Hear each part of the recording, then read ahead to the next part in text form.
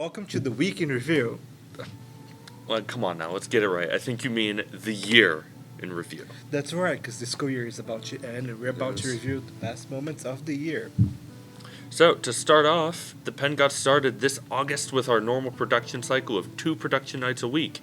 It was awful. Well, speaking of awful things, in September people did not like the decisions made by Dining, and we That's had an editorial about it, which, fun fact, the Dining people were also not happy with the editorial. They were not. We had a meeting with them to write a follow-up story given their side of the tale.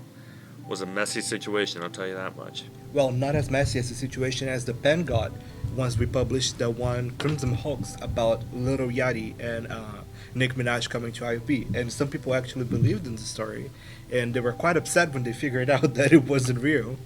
Yeah, it was we all thought naming it the Crimson Hoax would be enough to tell people that it wasn't real, but unfortunately, a lot of people believed it. Unfortunately for them, but fortunately for us. That got us a lot of publicity.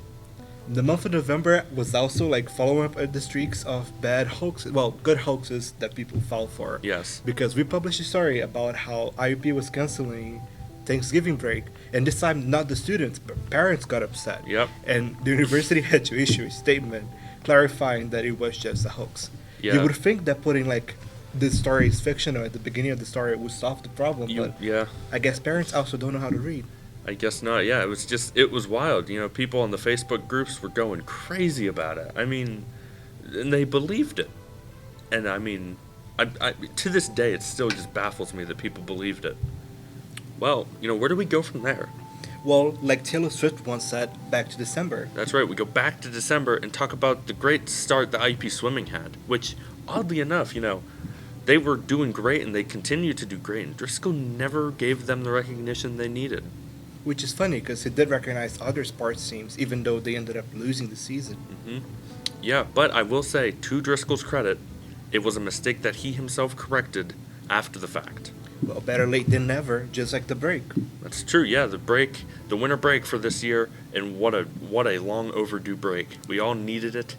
It was a time where students were just ready to leave the university. Just like our editor-in-chiefs. That's since, true. We broke the record for 3 editors-in-chiefs in one school year, as we started out with Jeff, who graduated in the winter break.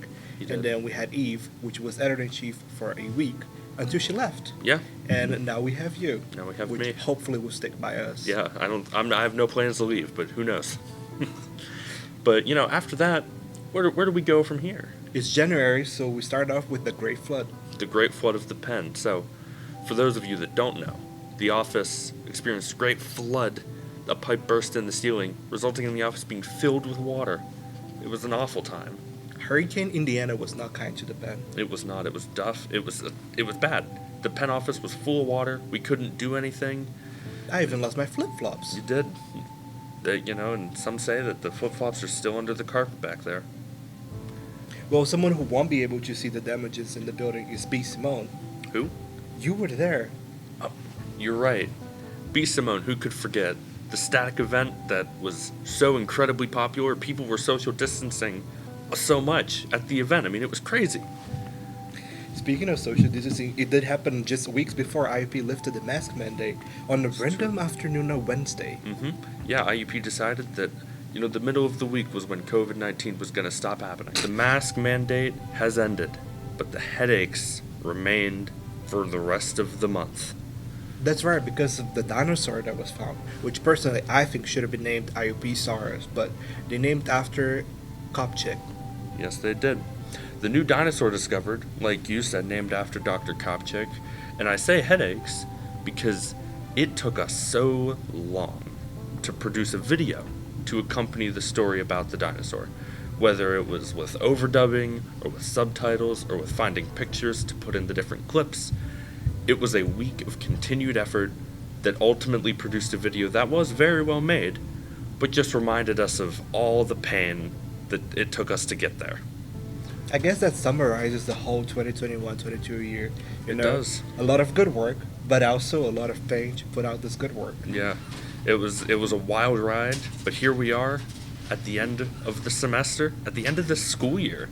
But we made it against all odds. Who would have thought? Honestly.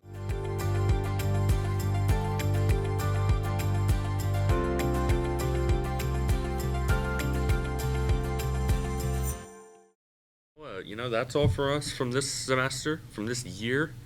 We hope you've had a good one, and we will see you next year for the Penn's Week in Review.